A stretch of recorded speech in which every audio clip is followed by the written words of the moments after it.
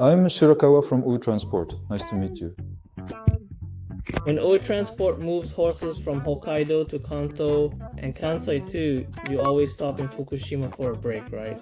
That's right. We use Fukushima and sometimes Chiba in Kanto. Our main partner facility is located in Fukushima. Other companies do that too, so it's become the industry standard now, hasn't it? Well, not everyone does it for Kanto, but for us, some major clients ask for it in Kanto too, but for Kansai, it's almost 100% layover transport, except for private charters. However, others aren't quite managing it as well. I hear it's unstable. The layover facilities keep changing, or the places where they stop. So this industry standard of... I actually heard a rumor recently that layover transport might even disappear. I'm not sure if it's an industry standard. It is for our clients, but we don't take on those who don't want layovers. It's like the current pricing issues. When we started layovers, clients who just wanted the lowest price left us for a while. But then people who heard layover transport is actually good started coming back. It can actually lower the total cost in the long run, and it ensures the horse is in top condition for the race. Winning the race is the biggest benefit after all. And that's what might disappear? Well, regarding this ongoing 2024 logistics problem, as we carefully prepare our reports, my team and I are thoughtfully considering all sorts of different possibilities. We're also looking at how we can effectively minimize the impact on this important industry. We clearly have to reduce the volume of transport, so within that context, pricing and freight costs are also becoming an issue. In that case, even if we stop layover transport, it wouldn't actually change things that much in reality. The total hours and labor time don't change, so the difference is really negligible. We're looking into it now, but even if we were to stop the layovers, if we stop layovers and go direct from Hokkaido to Kansai like the old days, we're seeing if we can lower the price even a little. But if you go direct, won't that cause problems, like not being able to race in good condition? That would definitely happen. But compared to the old direct flights, our horse handling and skills and the improved vehicle performance might make it slightly better than before. Still, data shows that going direct for over 20 hours straight leads to more cases of shipping fever. However, the biggest problem facing the industry right now is likely the inability to move horses at all, if we want to secure even a little more transport capacity.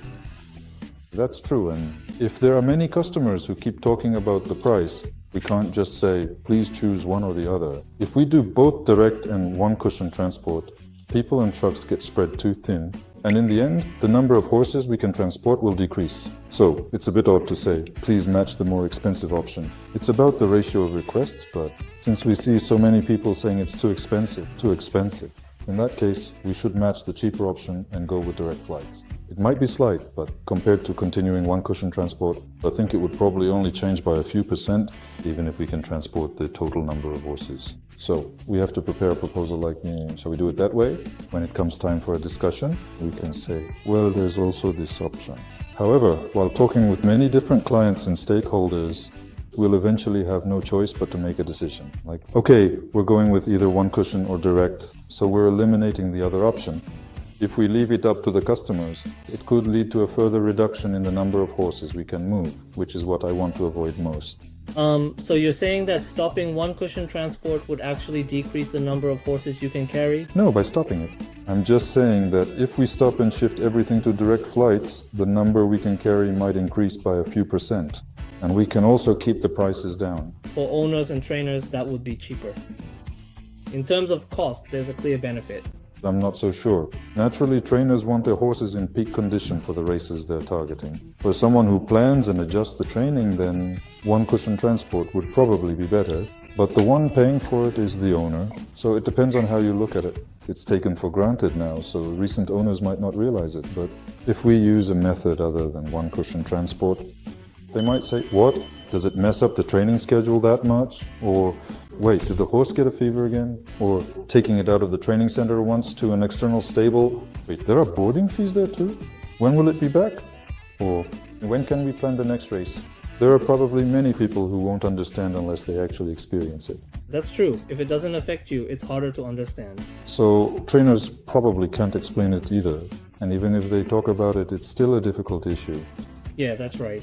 Especially with recent trainers like those in Kansai who request U-Transport, they don't even know the difference between direct and one cushion transport. Those who use other companies for direct and UI for one cushion might have a rough idea, but I think the horse's condition is clearly different. That really comes down to intuition, doesn't it? I don't know if it can be put into numbers, but... Well, depending on the stable, some incorporate various things and quantify them, so it's hard to say. I'm sure there are things we can do, like blood tests or blood oxygen levels. They're top athletes, you know. What we're doing is world class, you know. It'd be great if we could gather some data, like what percentage of horses on direct trips get fevers or fall ill. That's true. Even with direct trips, remember I mentioned before that U-Transport's direct trips are different from other companies? Whether they call it layover transport or not, it's just words. In the end, they're stopping all over the place. It's not one layover, it could be 5 or 6 layovers potentially. If people think that's a direct trip, well, that's just not right either. U-Transport's direct trips really are direct though. Right, well, almost. They only stop at 1 or 2 places, right? And besides, nowadays, even in Rito or Miho, those external farms, there are more and more farms near the training centers. It's rare to have many stops along the way, like we stopped here and there. But once you're in the area, you just drop them off there and head to the final destination. And then, you know, we really need to figure out how to get everyone involved in the conversation, whether we can increase those opportunities or create them ourselves. I don't know if it'll just be ignored, but ultimately, I guess I'll just have to make a judgment call based on my gut feeling. That's a tough one for sure. If layover transport disappears, I feel like the overall level of the racing world might eventually decline as a result. Transport is definitely one of those unsung heroes behind the scenes, I think. And there's a chance things could take a turn for the worse if layover transport goes away, right? If that happens, it feels like it would be a loss for everyone. And the fact that preparing the materials for public release has been delayed this much is a huge factor. I'm truly sorry about this. We need people to know the actual facts properly.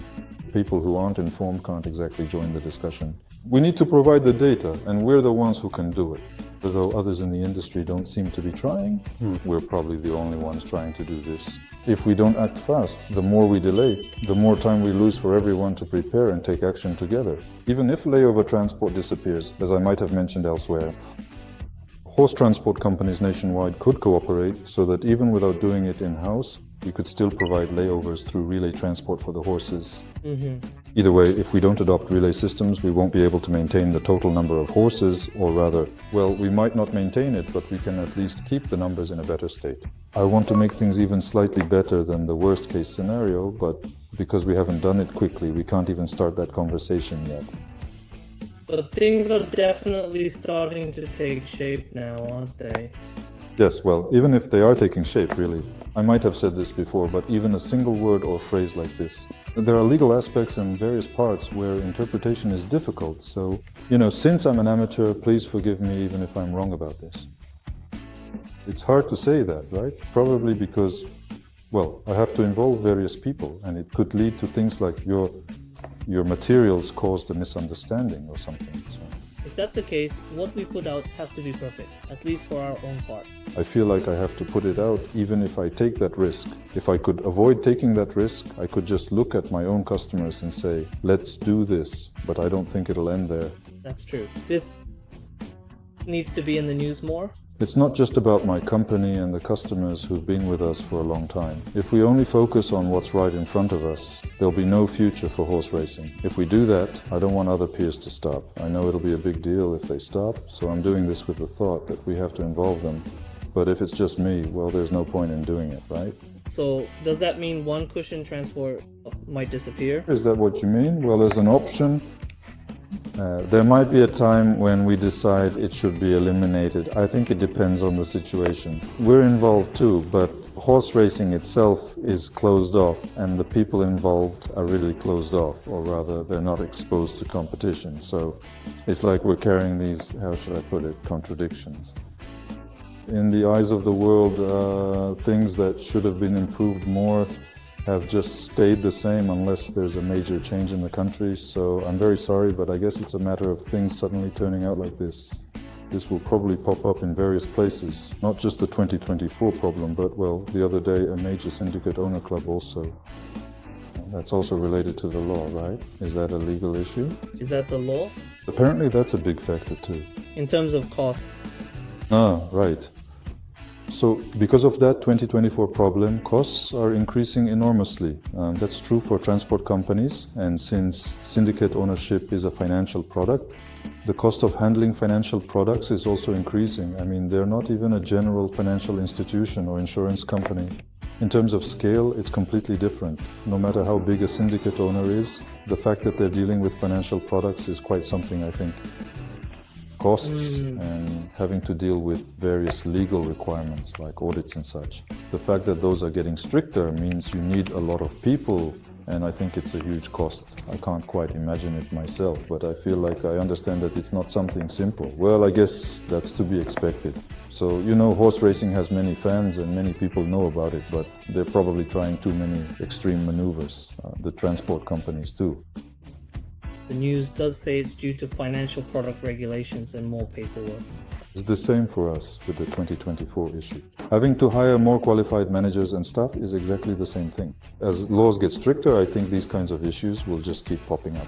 One person can't handle it alone, even with AI, since there are still so many things that require human manpower. So really, that recent news was about a major firm, but they've been famous for a long time with many fans. Fans are split between different clubs, and each has its own distinct character.